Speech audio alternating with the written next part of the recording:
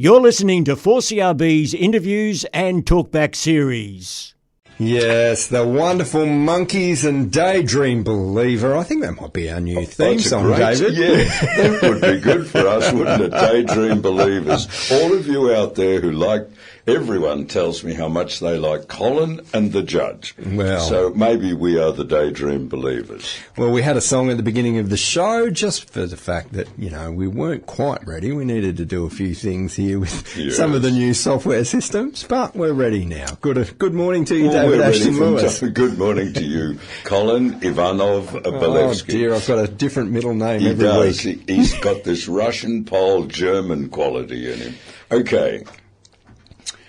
I am totally and absolutely fed up with dimwits doing things. Remember in 2023, those two young policemen, particularly a young woman, McCrow, who had just graduated, getting shot dead by dimwits. And now we've had down in Victoria two police officers who went to do nothing more than serve a warrant shot dead. And do you know that the belief of the shooters is that they are sovereign people?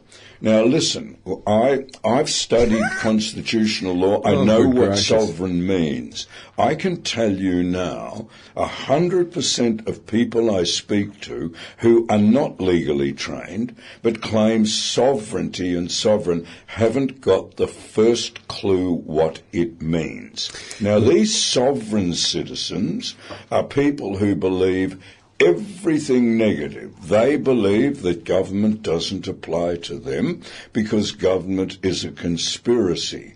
Like I heard for many years, how the Commonwealth of Australia is nothing more than a US corporation because they go into the US Securities and Exchange Commission and see that there is a company called the Commonwealth of Australia.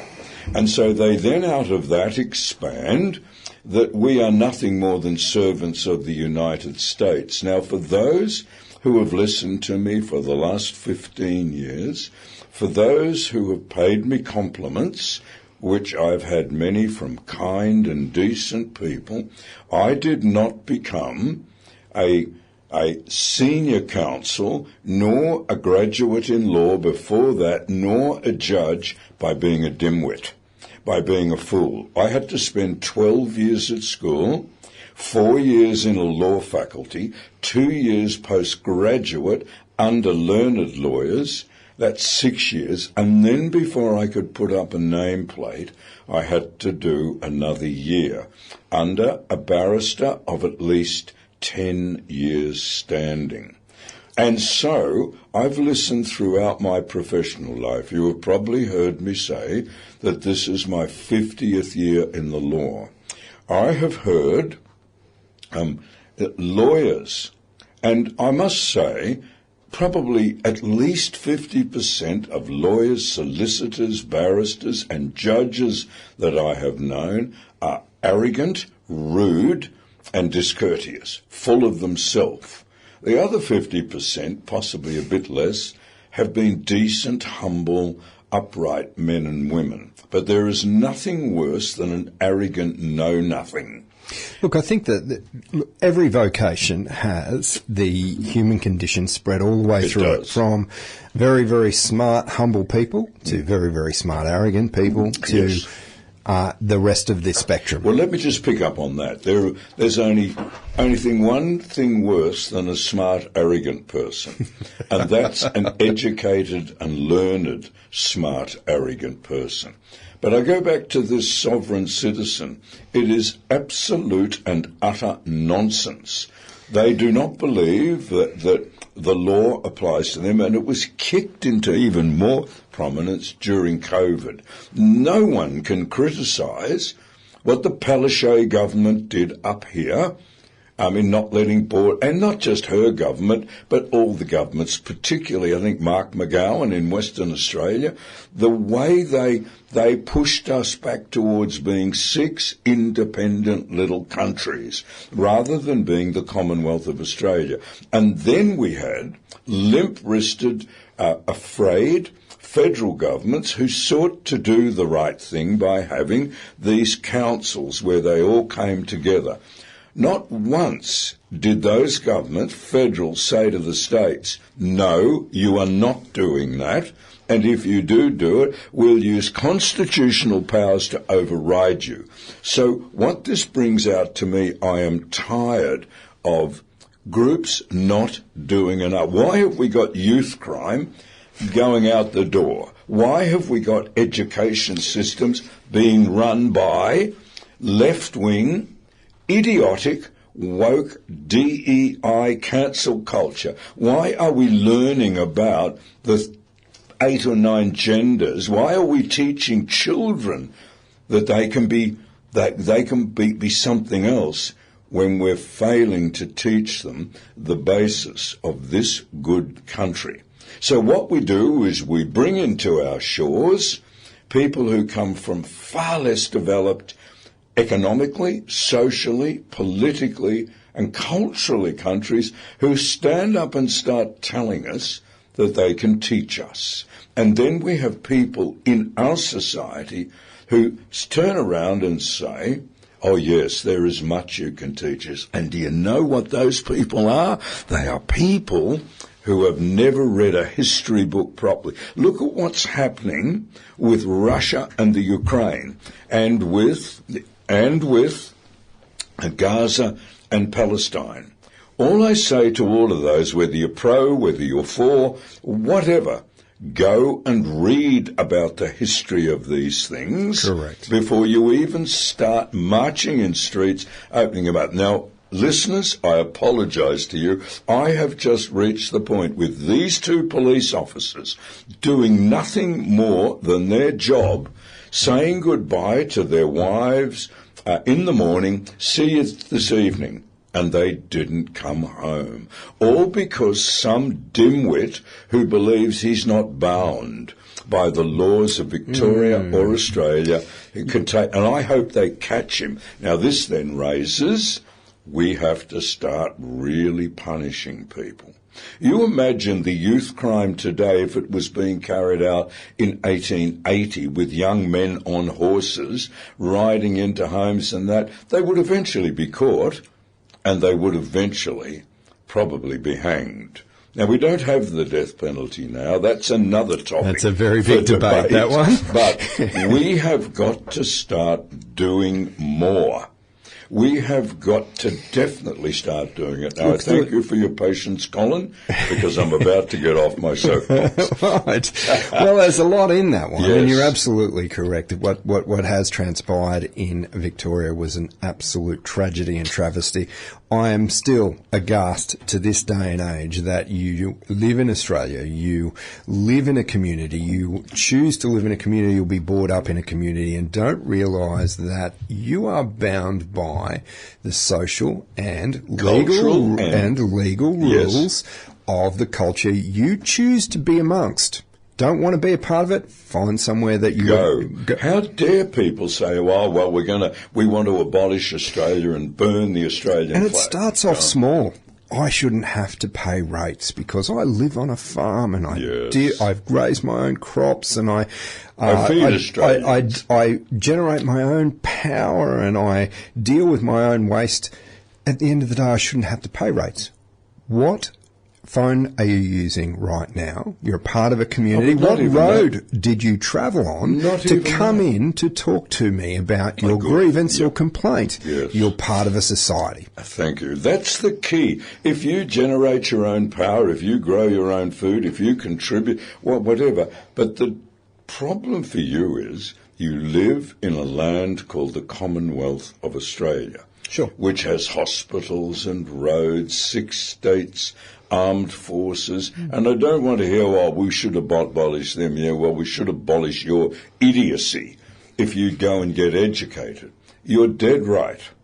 whether you agree with something or not, you either join it or you quickly look for somewhere else to go. I could say to you, go to Papua New Guinea. Go up in the wild highlands there. You will avoid taxes for a long time. You will avoid made roads and everything, but you will live in a way that you have got no idea about because you're uneducated and you're a dill. You will live the way that we lived in Britain when the Romans invaded 2,000 years ago. No made roads, no toilet, no running water, no health system. You can live like that. But look, as I say, I'm 75. I couldn't care if I died tomorrow. I've had enough. And I've had enough of poor government, cowardly government, and unlearned government. Get some spine. I'm enjoying, and I hear a lot of the discussions around the station. I will name this one, and we're seeing marches in the streets over Palestine, but I'm starting to hear, and Robin told me about this one, that there is a growing march for just being Australian. Let's take back our country. Let's march. Let's say, hey, we don't agree. And I thought that's very interesting. Yeah. That's a great thing to do because we do. We seem to focus on the minorities. We do. Don't get me wrong. I have no problem with minorities, LGBTQI plus, the Indigenous communities, all of our cult communities. I have no problem with you if you want to integrate and be part of our society and do it peacefully. Yeah.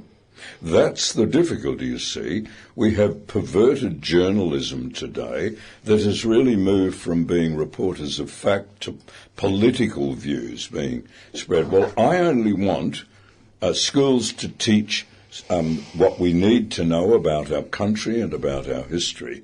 And then when you grow up, you can go out and form your own political views. And so what we've got is a perversion of sense, common sense, and a perversion of being a democracy. I agree with you. LGBTQI+, they have a right to exist. Sure. They are humans in our society who find, as opposed to you and I, very easy for you and I, we are heterosexual men. But you will find, I saw it in the law over 50 years, people growing up and feeling that their life was disjointed. Yes. That although they were in the body of a man... Look, it was exclusion. I grew up in the 80s when it was illegal. It was illegal. You had to be in the closet. If you were outwardly gay, you could be locked up. So I went to a university, Griffith University in Brisbane, and there was an LGBTQI. I think they called it something. LGBTQI. I think they called it something different. I apologise to the trans member listeners. They called it something else back then, but they were still there. They were still present. Yeah. And excluding people, telling them they don't exist, telling them marginalising and making them feel like they're lesser than everybody else. That's not the answer. No, it's not. And I just want to say one thing more. Marginalising, a key word you used, must stop. Sure. So we would ask all these other groups, Pacific Island, Muslim, Hindu, Buddhists, LGBTQI, you are free in this society to pursue your belief, but you also are responsible in this society to be part of it. And if you find you can't, then you must leave. All right, we've got a text message, and if you'd like to share your thoughts, you can do that on our text service, 0451 220 893. Gosh, don't you love the judge when he gets all fired up, especially about the dimwits in inverted commas? I've never agreed with him more. Go judge. Oh, thank you. Well, that's look, whoever you are, I thank you, because you must feel I'm an easygoing man. I've never been violent, but I have had enough. I've had enough of poor government, whether it's a Liberal coalition or whether it's Labor, all trying to please everyone. And when you try to please everyone, you end up pleasing no one. And that's the issue. Again, it comes down to, is it right or is it wrong? If the answer is it's wrong, it's time to do something about it. Our right and wrong for myself and for others is usually based on Judeo-Christian principles. Now, we have a multi-religious society.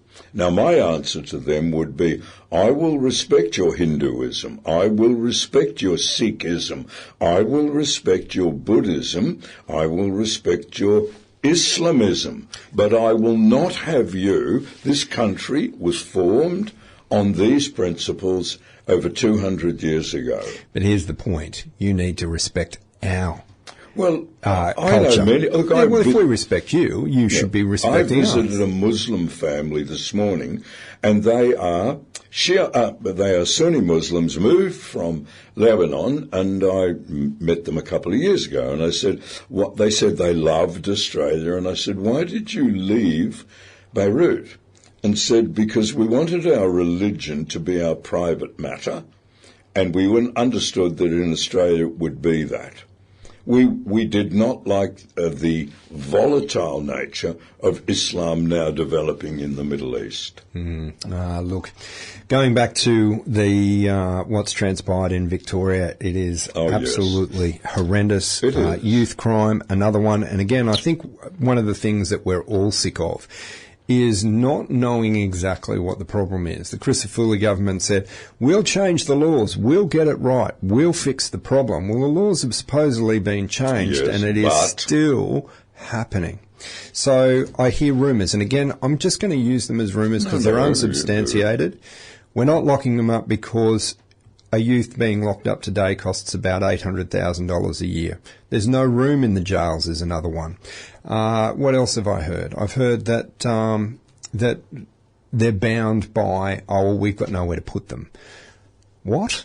As you've said to me in the past, well, if we're full, we build more prisons. Build more prisons. Because if our society's become so liberal, and so now look, I know good left-wing people will be angry with me for saying this. When you promote too much leftism, what you get is terrible, horrible right-wing kickback. Now all of you out there, go and read about sovereign citizenship. Look, and their whole kickback is because everything is all left now. And I have asked people, go and read about the Frankfurt School.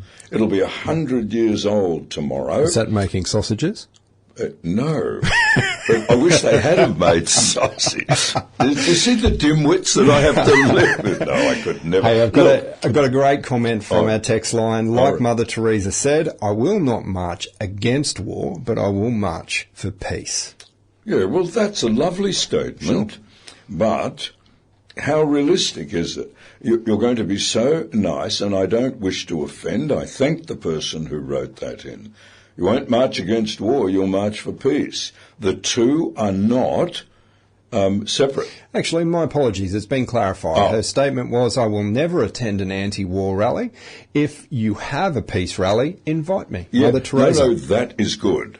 Because I think given some of the responses that we've got is people, doesn't matter whether you're a Labor voter or a coalition voter, whether you're even further left or further right. I would ask any Australian, not those who think Australia is awful and want to abolish Australia and burn the flag, I would say to them, you have a snowflake's chance in hell of doing that. So 1, grow up.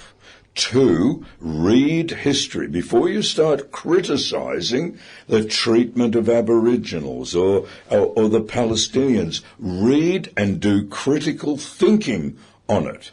It's funny.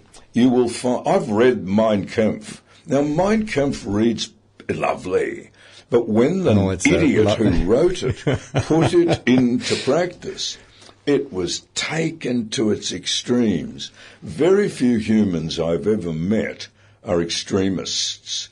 And so the responsibility is on all of us Don't be too far left because you'll create right-wing dimwits. Don't be too far right because you will create left-wing dimwits. And I love this one. Most might not agree. Just be an Australian. And for those of us who were born, say, before 1990, if you had a concept of being an Australian, most people had it. And I had it best said to me, I know we're getting close to time, I had it best said to me by an Afghan boat refugee who brought his 13-year-old daughter and his 8-year-old son to Australia. He had basic English. Naturally, his name was Mohammed. And I was speaking to a group about Australia, its way of life, its law, its constitution, its parliament. At the end of it, he came up to me and he said, thank you, in his broken English. And so as we spoke, I did ask him, what brought you to Australia from Afghanistan and maybe not England, Europe, North America? And he said, well, I knew about Australia, and I knew about those other places, but what I was taught and learnt about Australia was that it was a fair, open and honest land, that it was big and it had room for everyone. I said, oh, Mohammed, that's lovely. And he said, but no, what meant more to me was I came to Australia because I wanted my daughter to have the same opportunities as my son. And I said, well, Mohammed, my family arrived here in 1792. You've been here for, I think, 8 months. I know Australians who can trace their ancestry back to the late 1700s, but what you have said to me in that has shown me you are really an Australian, because being an Australian has nothing to do with the colour of your skin, has nothing to do with even the language that you speak, has nothing to do whether you've been here 6 weeks or 200 years, because being an Australian is a state of mind. It is. And a state of heart. And Mohammed, you've shown me that. That's fantastic. Now, I just want the listener to know, Colin's been standing over me with a big club to hit me because we've run over time. Not at all. It's not. I'm indicating stop thumping the desk because I can hear the banging through the headphones. No. Well, it's a good way to leave it. So to me, every Australian has always embraced the idea of a fair go. Yep. They've always embraced the idea of giving their fellow man a hand. Sorry, David, you've got a finger pointing. Yes. What's going on? One last thing. If I see the Torres Strait Islander flag and the Aboriginal flag and the Australian flag together, I come from Englishness. So I would like the Union Jack to be placed there. Oh, and if you're Italian, I want the Italian flag. If you've come, as the Chinese did in the 1860s, I want the Chinese flag there. So we've got to stop this. I know it's driven by people with good and decent hearts, but I would say to them, do you stop and think how divisive your kindness can lead people? Again, extreme right-wing or left-wing people. Stop and think before you do things out of the basis of, but I care, out of the basis of fairness, justice, equity and inclusion, because you might just be instigating separation. The 5 words or the 5 sentences? Come on, out they come. I'm sorry. It's 6. Okay, go. I'm sorry. I was wrong. Please forgive me. I don't know how to do this. Could you show me? And thank you. There you go. The mark of a humble man. Absolutely. I've met some of them. Oh, Michael Kirby was like that. One of the most brilliant legal minds ever. Had no trouble saying those sentences. Thank you very much for your time this morning. I'll make sure the box is not in the room next week. Yeah. Thank you for having me. You've been listening to 4CRB's interviews and talkback series. Support local online content and become a financial supporter today at 4CRB.com.